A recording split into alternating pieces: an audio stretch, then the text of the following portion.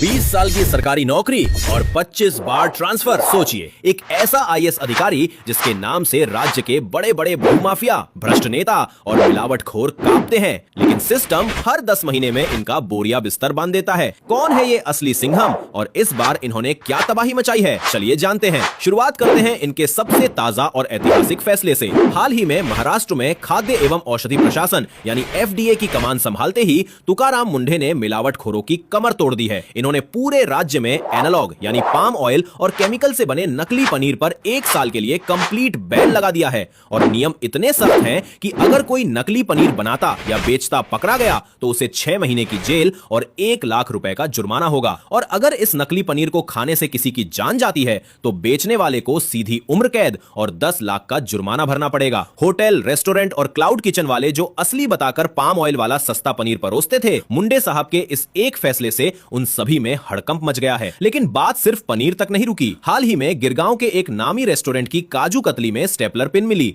तो उन्होंने तुरंत उसका लाइसेंस सस्पेंड कर दिया। बच्चों को खराब खाना देने वाली मिड डे मील संस्थाओं के लाइसेंस रद्द कर दिए और स्कूलों के 50 मीटर के दायरे में जंक फूड पूरी तरह बैन कर दिया। इतना ही नहीं, जब एफडीए की लैब्स में काम धीमा हुआ तो उन्होंने लैब्स को 24 घंटे चलाने का ऑर्डर दे दिया। जब अधिकारियों ने इसका विरोध किया तो मुंडे साहब ने सीधा अल्टीमेटम दिया, काम करो या आज ही अपना इस्तीफा जेब में डालकर घर बैठो। जब इन्होंने बड़े बड़े होटलों और क्लबों पर कड़े एक्शन लिए तो मामला बॉम्बे हाईकोर्ट तक भी पहुंचा। हाईकोर्ट ने अधिकारियों को संतुलन बनाए रखने की बात कही, लेकिन मुंडे साहब अपने फैसले पर अडिग रहे कि जनता की सेहत से खिलवाड़ करने वालों पर कोई रहम नहीं होगा। अब सवाल यह है कि ये अफसर इतना बेखौफ कैसे है। 3 जून 1975 को जन्मे तुकाराम मुंडे ने साल 2005 में यूपीएससी परीक्षा में ऑल इंडिया रैंक 20 हासिल की थी, लेकिन जैसे ही वे सिस्टम में आए भ्रष्टाचारियों की नींद उड़ गई। नवी मुंबई में नगर निगम कमिश्नर रहते हुए उन्होंने अवैध इमारतों पर बुलडोजर चला दिया। बौखलाए नेताओं ने उनके खिलाफ अविश्वास प्रस्ताव पास कराया, लेकिन जनता